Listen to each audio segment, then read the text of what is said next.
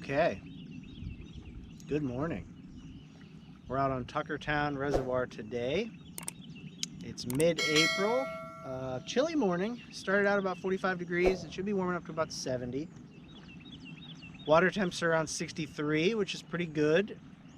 We're going to be trying to find some fish here. We have our one-on-one tournament for this month next week here on this lake. So we're going to be out scouting around, seeing what we can find. Traditionally, I've not been good at finding fish at this lake, so this is kind of a big challenge for me today, so see what we can do.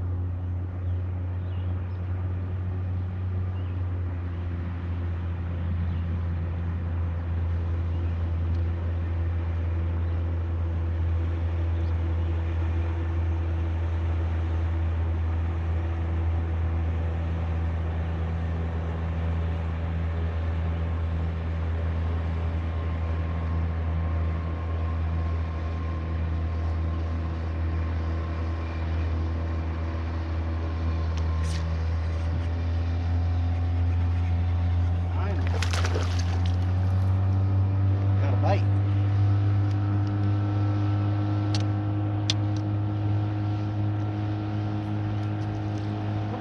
Okay. Oh yeah.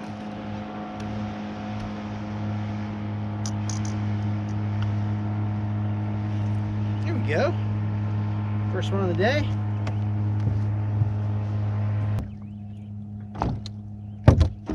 Weigh 'em for our little side tournament today. 1 pound 15, just under 2. Not bad. Off you go, buddy. Yeah, you saw right. That fish was caught on the shaky head. Just like this. Let's talk about it. Alright, so I may be by myself with this opinion, but I really do enjoy throwing the shaky head with a floating worm of some kind. My favorite's the Zoom trick worm. I also throw the Zoom Magnum worm in the summer, a little bit bigger one. But I like throwing it on this Owner 1/4 ounce shaky head. It's got the screw there to hold the bait. Very simple. They come with a non-painted version. There's also a painted one. I think they come in green and black and brown.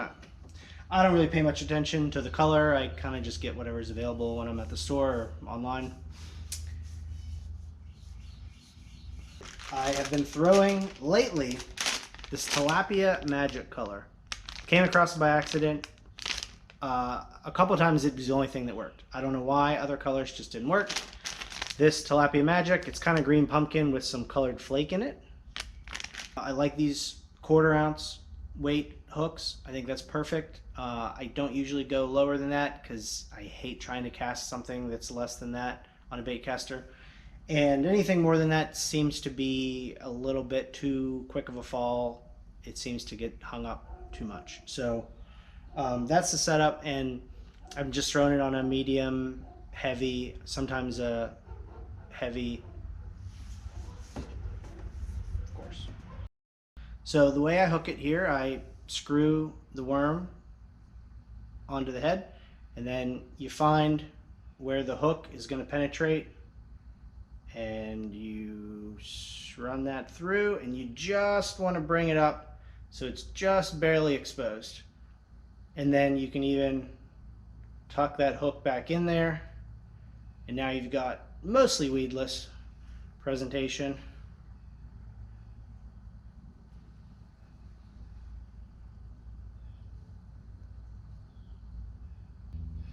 Now, the way I fish this is a little dependent on the time of year. I was fishing it in the winter, and I was fishing it pretty slow, as you would expect from a finesse technique like this.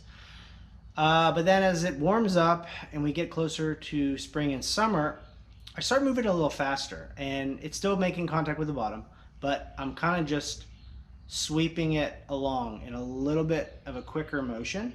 And I don't know if that's been helping, or if it's just this fish that was there would have bit any worm that was cruising by. It doesn't matter how fast, but it seems to help at least cover a little bit of water and maybe find more fish. So I like to move it a little bit faster as long as it's not dead of winter.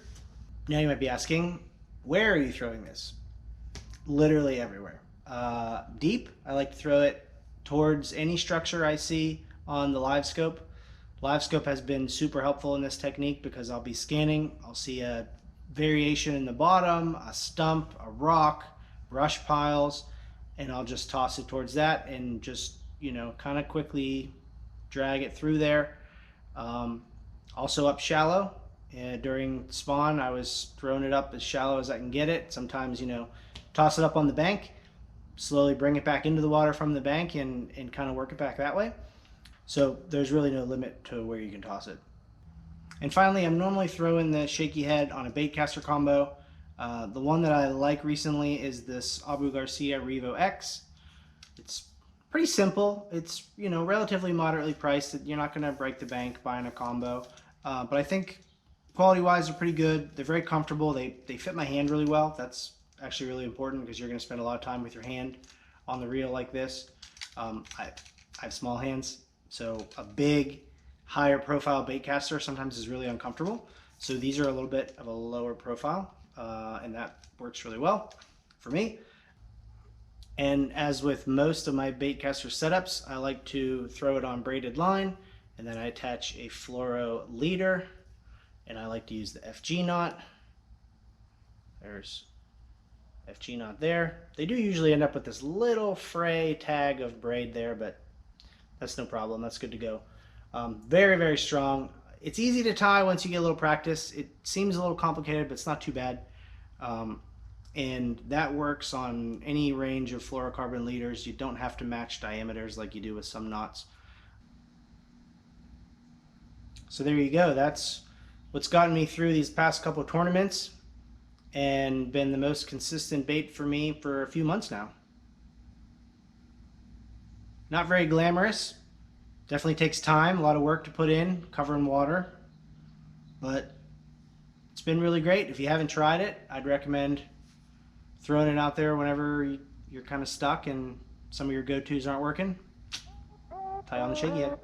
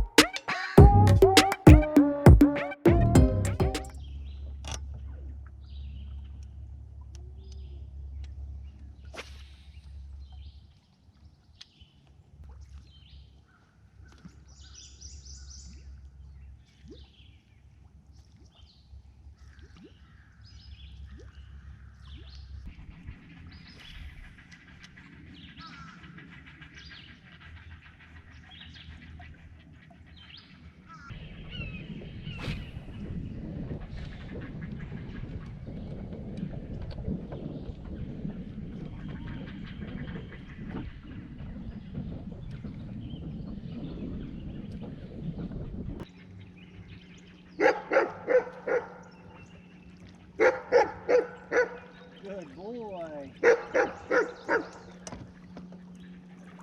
Yeah, that's a good boy. Good boy.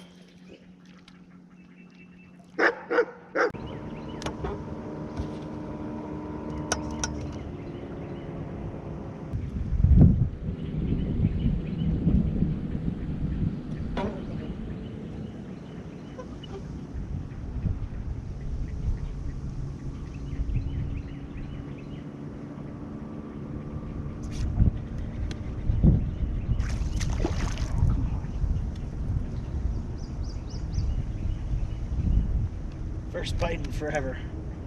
Look at him.